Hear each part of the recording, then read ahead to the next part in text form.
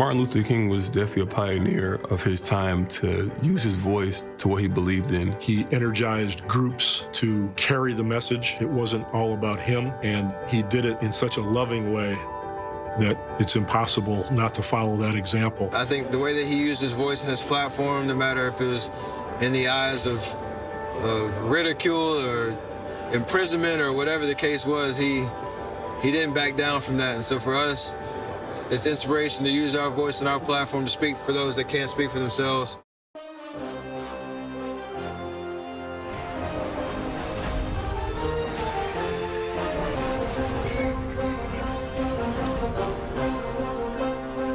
Very special MLK Day around the association. Our Auto Trader pregame shows you Game 1, PG-13. Forget just all defense MVP conversation. He has been as good as it gets. Thunder get the Knicks. Hawks looking for some magic. A lot of youth take center stage. Not on this stage. At least not to my left. Hawks and Magic, we'll get to that as well. We got 11. Great laugh, Mac. Clearly, perspective. Today is about much more than basketball as we celebrate the great Dr. Martin Luther King Jr. And you think about, and I say this with Jackie Robinson Day in baseball, having covered it, where everybody sits there April 15th every year wearing 42.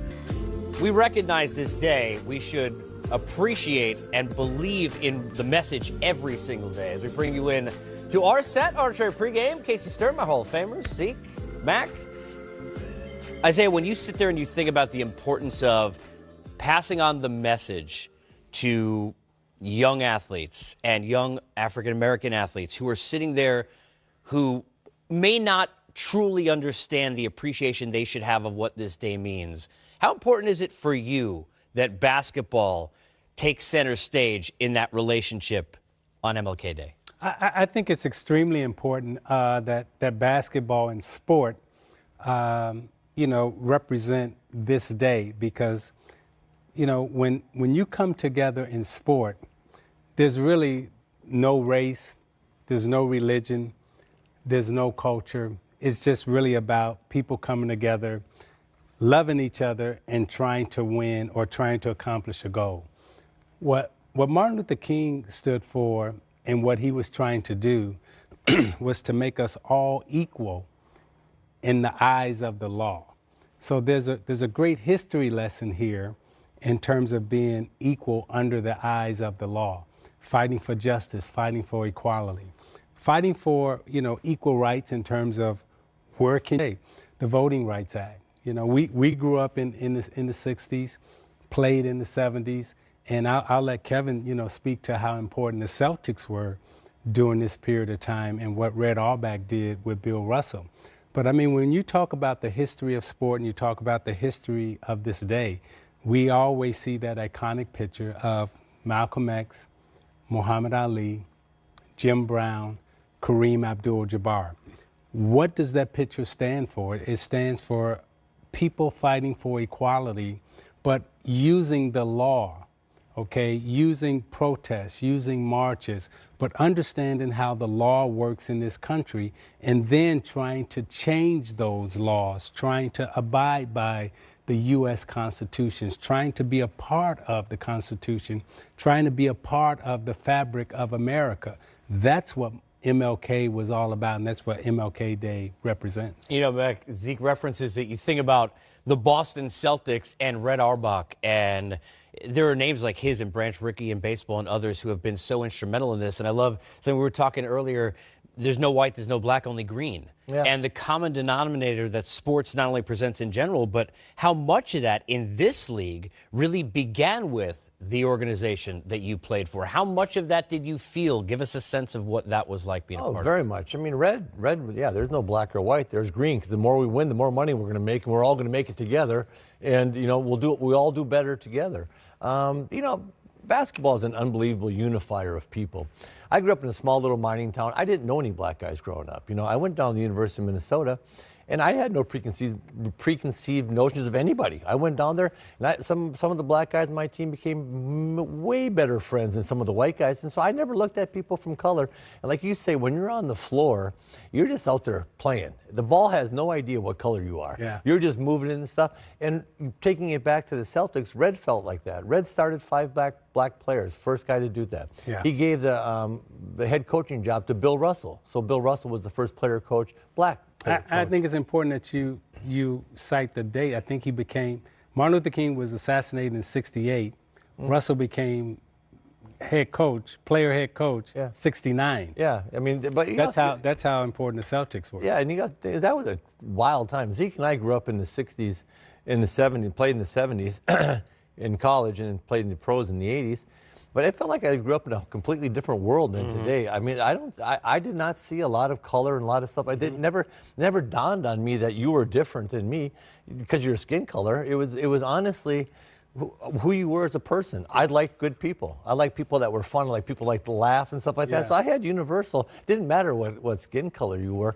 And now I see, it feels like we're almost taking a giant step back, and you put everybody in their little categories. People are people. And I just think basketball is a great uniter. I think it brings people together. And I know, again, taking it back to the Celtics, that was a family. Quick story I'll tell you. So I'm a rookie. They bring everybody back, and they bring back the 1960 World Championship team. This is the first time I see Bill Russell. I love Bill Russell. So I'm in the court, and Bill Russell walks out. I'm like, ooh, Bill Russell, I'm standing out here on the court with Bill Russell. I'm excited. Red comes out. Russ gives him a hug, picks him up in the air, and I'm just staring at him. I'm thinking, wow, the love that these two guys had for each other, and the mutual respect and love and everything they had. It was just so genuine. And I just watched that and said, man, these guys went through some stuff together, and they came out the other side. And you talked about, common goals. The bigger your goals are, the tighter you become. Because if your goal is just get paid in the NBA, who cares if you win? Yeah. Your team can be scattered and sketchy. If your goal is to win an NBA championship, you got to be tight, and you got to care about each other. And you can see those guys cared about each other. All the way at the lowest of levels in terms of those out of the NBA, the community, and spreading the message, something that we continue to see this year to celebrate the life of Dr. King. Visited schools and youth programs around the country that are associated with NBA teams and players. Wanted to hear from the next generation of the leaders and their thoughts about civil rights, modern-day activism, and, of course, the legacy of MLK. Zeke, along with Memphis Grizzlies point guard Mike Conley, sat down with 5 students from Grizzlies Prep to have that discussion and to visit the site where Dr. King took his very last breath.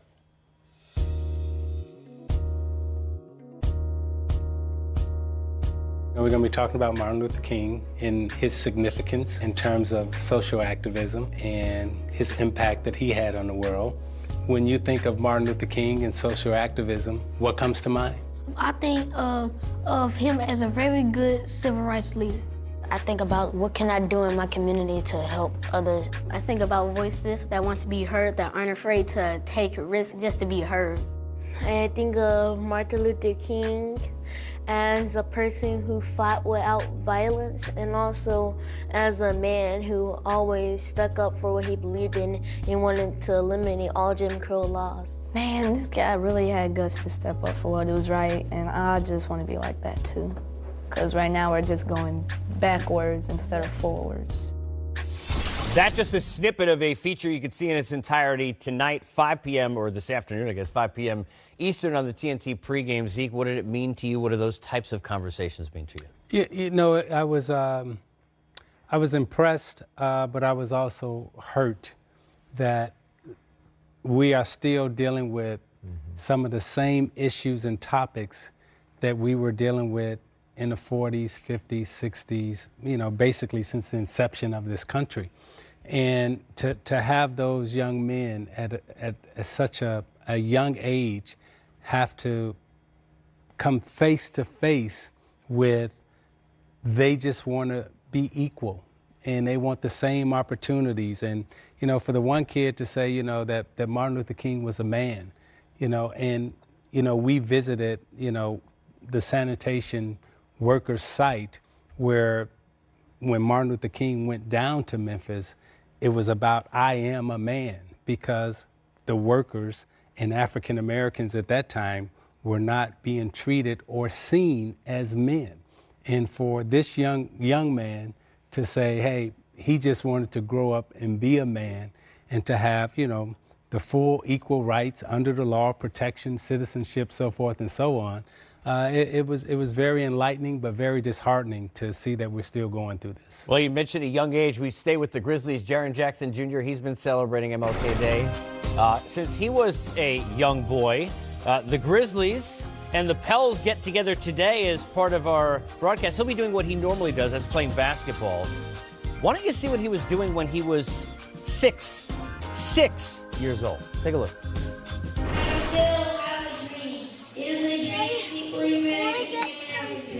I have a dream that one day this nation will rise up and live out the dream we know it's free. We hold these truths to be self-evident that all men are created equal. I have a dream that one day the red hills of Georgia, the southern former slaves, the southern former slaves will be able to sit down together at the table of brotherhood.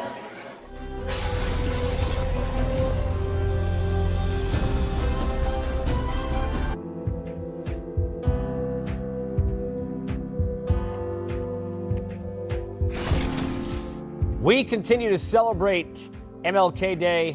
NBA games across the landscape, including our first, gives you the Thunder and the Knicks. You see where Oklahoma City is, once again, just like last year in the West, so clumped in, despite being in that 3 seed. The Kings all the way down to 10, just 3.5 games back. But it's interesting, guys, because, Mac, I think when you sit there and you talk about now, we have this conversation all the time, often on the air, who's the team that would have the best chance to challenge Golden State? Last year, everybody knew that team was going to be the Rockets. I don't think they thought maybe they'd be as close as they were. You're hearing Thunder a lot. Are you on that side because of the way they play defense collectively as a team? Yeah, because first of all, there's going to be a couple of games that Golden State plays that they're just going to beat the hell out of you. And whatever you do defensively makes no difference. They're just going to get after you. But if you can score off your defense, which the Thunder can do, they lead the league in deflections and steals. They get up and deny. So I think the teams that deny Golden State, you're coming off a pin down. And the teams that deny that pass to that shooter give them all kinds of trouble because now often Clay's not catching it, Steph's not catching it. They got to make a back cut just to get the ball. They got to work harder to get the ball. So I believe in OKC's defense way more than I have in the past. They get a ton of deflections, and they deny a lot of passes. I think that style, the switch to deny, bothers Golden State more than anything else you can do. So I give them a chance. Can they offensively put enough points up on the board? Yeah, there's going to be 2 games where the answer is just no, where Golden State's going to score 140, and you're like, man, these guys are good. But the other 5 games, can they get that 115 you might need to just beat a Golden State team that gets 110 that day? So, but I do believe in them. Of all the teams in the Western Conference, I do think they have the best chance just because of their defense. Nobody wants to see anybody get injured, especially great players. When PG went down, I remember just everybody, just sadness around the NBA because of how he was elevating Zeke as a player.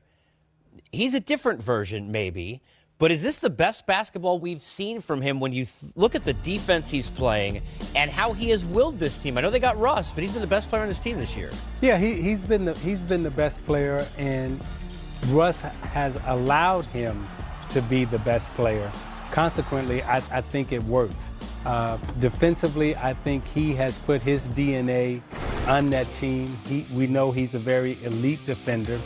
And I think now Russ is taking on the challenge of being an elite defender.